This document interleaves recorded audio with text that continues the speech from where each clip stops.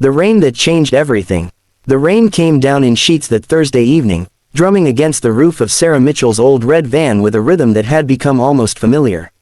She sat in the driver's seat, her hands wrapped around a cup of gas station coffee that had long since gone cold, watching the water streak down the windshield in endless patterns. In the back seat, her daughter Emma slept peacefully, clutching her worn teddy bear.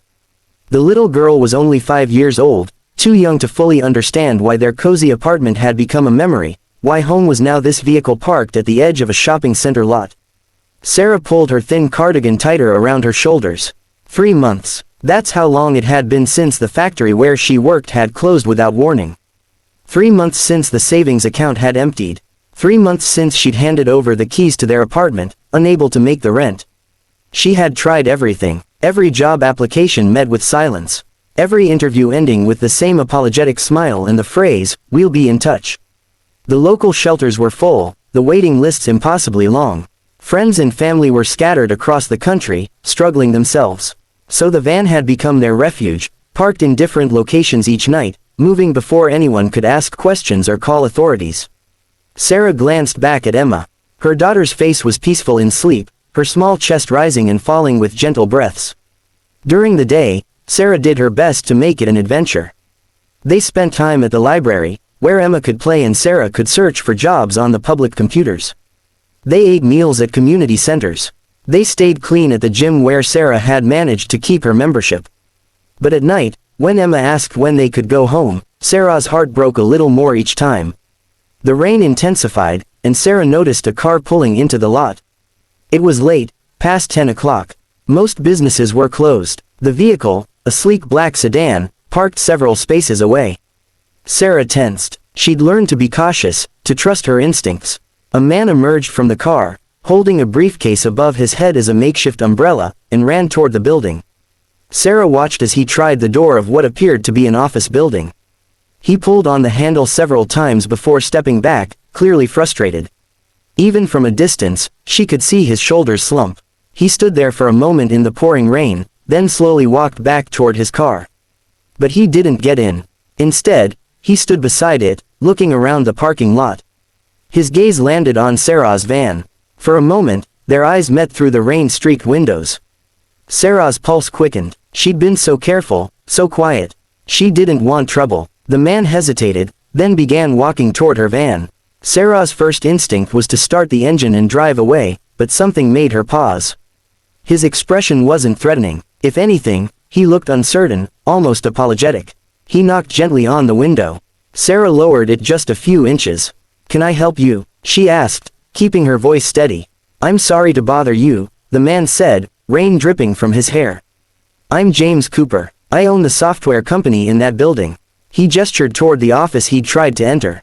"I left some important documents inside and locked myself out.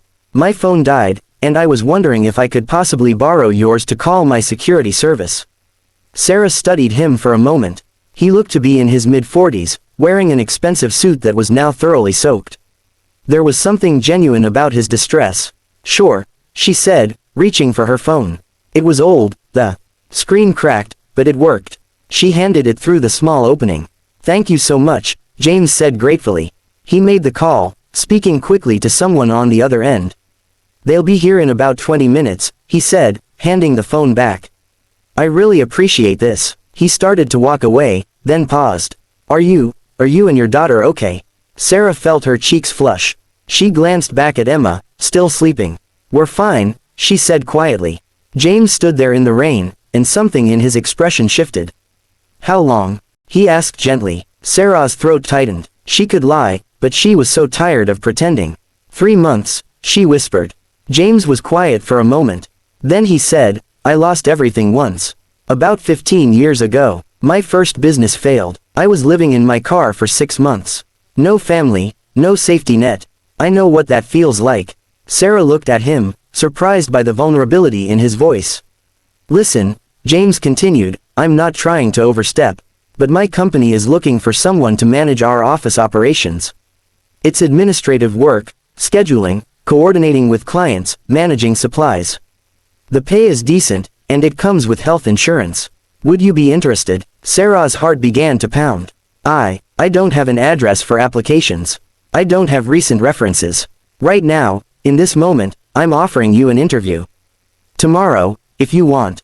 9 o'clock. He reached into his pocket and pulled out a business card, protected in a small plastic case. No forms, no bureaucracy. Just a conversation. Sarah took the card with trembling hands. Why would you do this? James smiled, a sad but warm expression. Because someone gave me a chance once when I had nothing. A woman named Mrs. Patterson hired me to work in her bookstore. She paid me under the table until I got back on my feet. She saved my life. I've been looking for ways to pay that forward ever since. A security van pulled into the parking lot. James waved at the driver. That's my ride, he said. Please come tomorrow. Bring Emma. We have a kid's corner in the office with books and toys. And Sarah, he met her eyes. Things can get better. Sometimes it just takes one door opening. Sarah sat in her van long after James had driven away, the business card clutched in her hand. Emma stirred in the back seat. Mommy, the little girl mumbled sleepily. Is it morning yet? Not yet, sweetheart, Sarah said softly, her voice thick with emotion. But I think morning might be coming soon. She held the card up to the dim light from the street lamp. James Cooper, CEO. Below that, an address. Below that, a future that hadn't existed an hour ago. The rain continued to fall, but somehow it sounded different now. Not like an ending, but like a washing away.